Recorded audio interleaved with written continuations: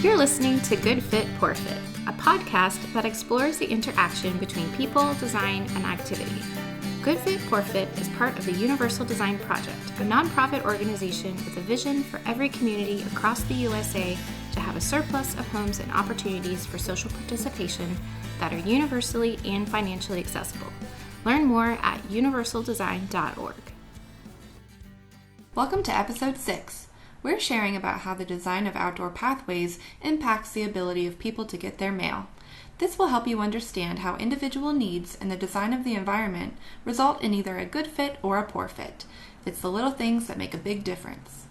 It's Kati, and today I'm going to tell you a story about a woman that I treated during my fieldwork experience at an inpatient rehab facility. We're going to call her Denise. Denise was a really awesome woman, and she had unfortunately fell while getting her mail, broke her hip, and had to get a hip replacement surgery.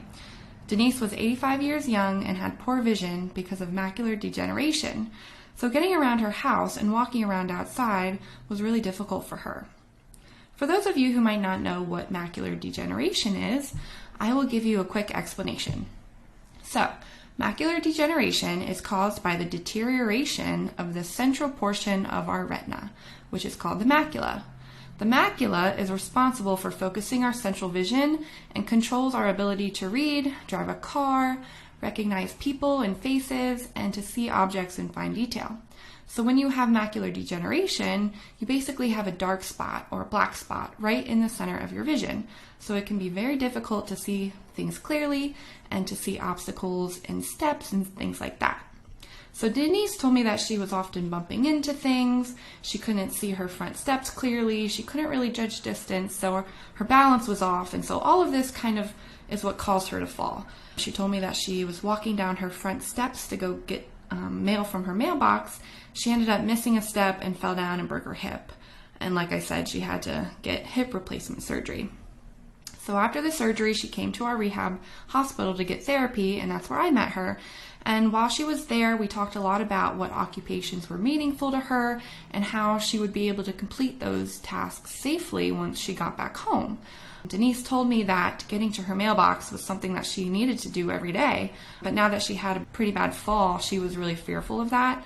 So it was really important to Denise that she would be able to get to her mailbox so that she could pay her bills, and she really enjoyed writing letters to family and friends. So we needed to figure out how to either modify the activity or change the environment to make it easier for her.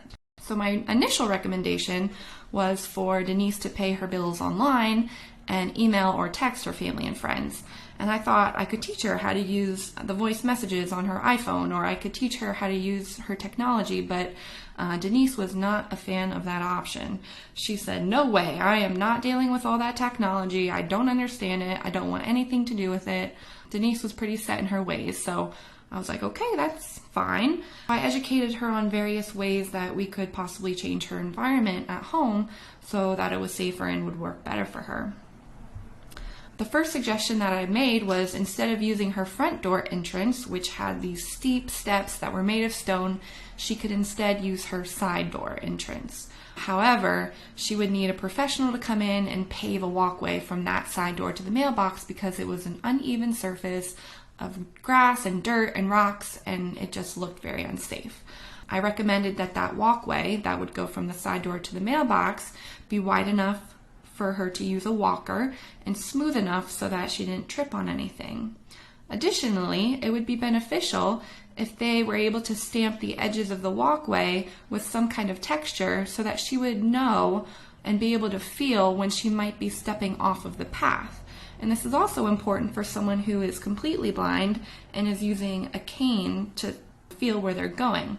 If they were able to feel that texture on the side of the walkway, or if they were even able to feel maybe mulch that came up to the side of the walkway, just feeling two different textures would be able to help them stay on the path so that they didn't encounter any unsafe areas of the yard or something like that.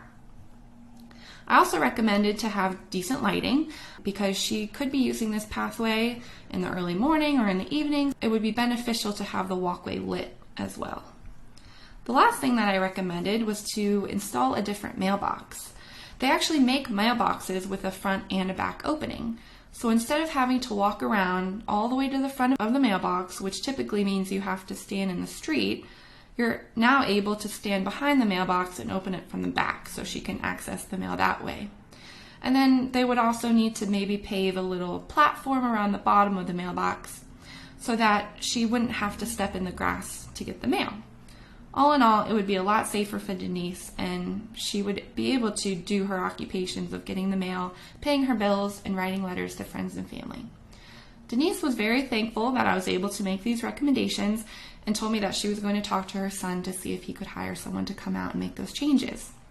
So this is just another example of how the design of a home can be a barrier to someone after they've encountered or experienced a health impairment. This happens very, very frequently.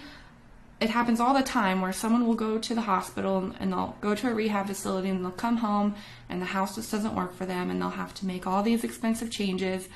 So that's why it's so important to consider the needs and abilities of all people prior to construction so that houses can be functional for everyone forever. Thanks for listening. We'll have more stories in future episodes. Thanks for listening to Good Fit, Poor Fit. I'm your host, Sarah Pruitt, Program Director and Occupational Therapist at the Universal Design Project. Learn more about our work at universaldesign.org and find more episodes and links to subscribe at goodfitpoorfit.com. If you have questions or topics you'd like to discuss, email us at podcast@universaldesign.org. Thanks for fitting us into your day.